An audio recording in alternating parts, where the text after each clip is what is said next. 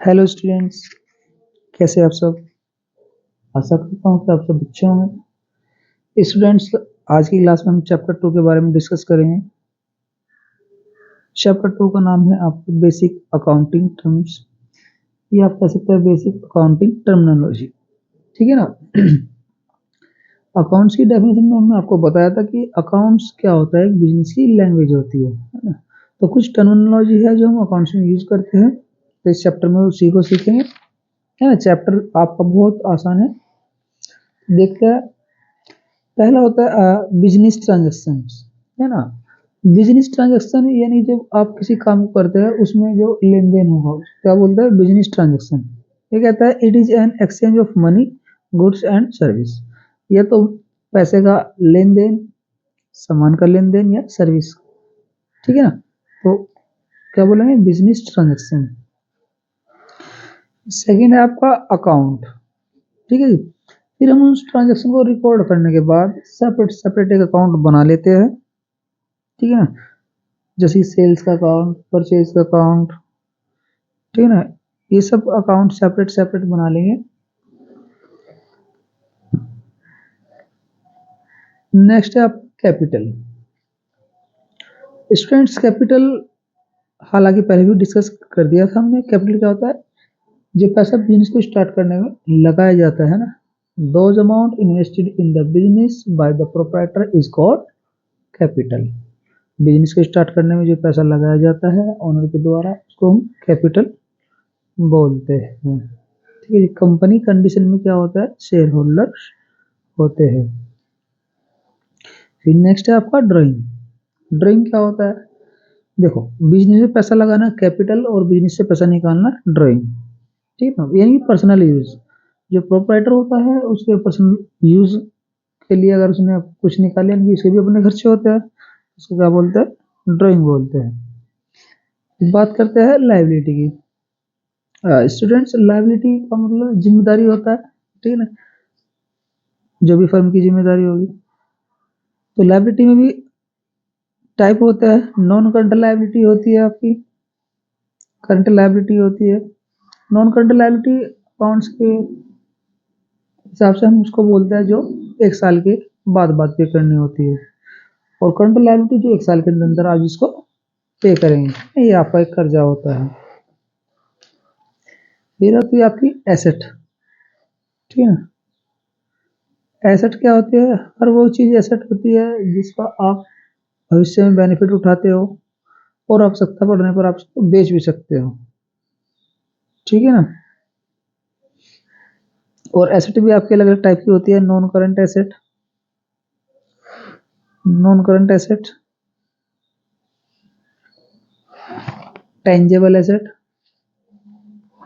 है ना। Non current में क्या होती है, फिक्स होती है, फिक्स के अंदर भी टेंजेबल होती है, इंटेंजेबल होती है। ठीक है जी। टेंजेबल एसेट कौन सी होगी, इसका फिजिकल एग्जिस्टेंस होगा जिसको हम देख सकते हैं, वो छू सकते हैं। इंटेंजिबल एसेट हमारी वो एसेट होती है जिनको हम सिर्फ महसूस कर सकते हैं, न छू सकते हो न ही देख सकते हैं।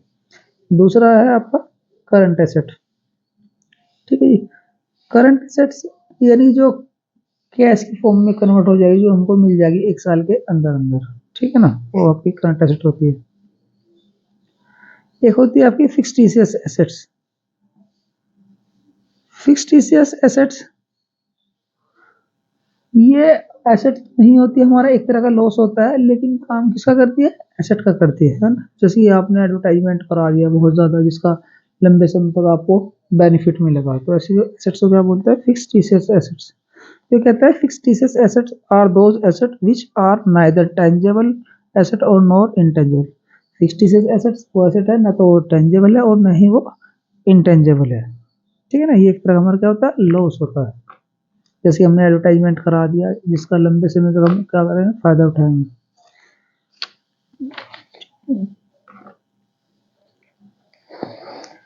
नेक्स्ट है आपका रिसिप्ट, है ना, यानी प्राप्ति, जो आपको पैसे मिलते हैं। ठीक है ना। पैसे मिलने का दो तरीका होता है, रेवेन्यू रिसिप्ट होता है और कैपिटल रिसिप्ट होता है।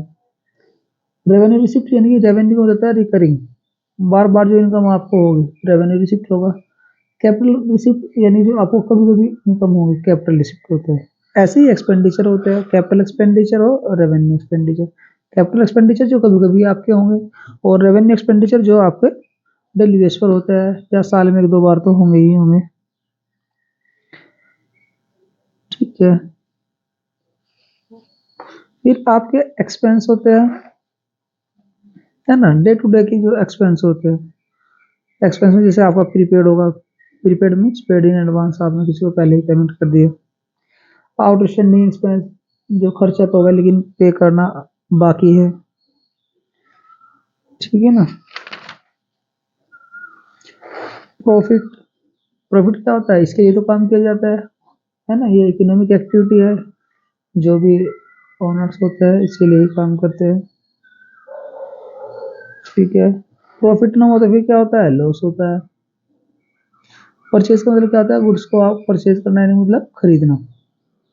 परचेज रिटर्न क्या होता है, जब कभी कभी क्या होता है, गुड्स आपका खराब आ जाता है तो परचेज रिटर्न कर दिया जाता है। सेल का मतलब क्या होता है, बेचना होता है ना। सेल रिटर्न मतलब वापसी हो जाता है। रेवेन्यू फ्रॉम ऑपरेशन मीन्स जिस काम को आप कर रहे हो उससे आपको इनकम होना।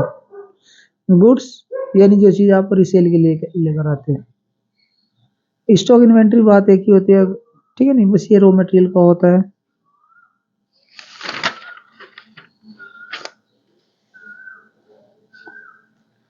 ट्रेड रिसीवेबल, ट्रेड रिसीवेबल के अंदर दो बातें आती है, एक डेटर्स आता है, एक बिल रिसीवेबल आता है।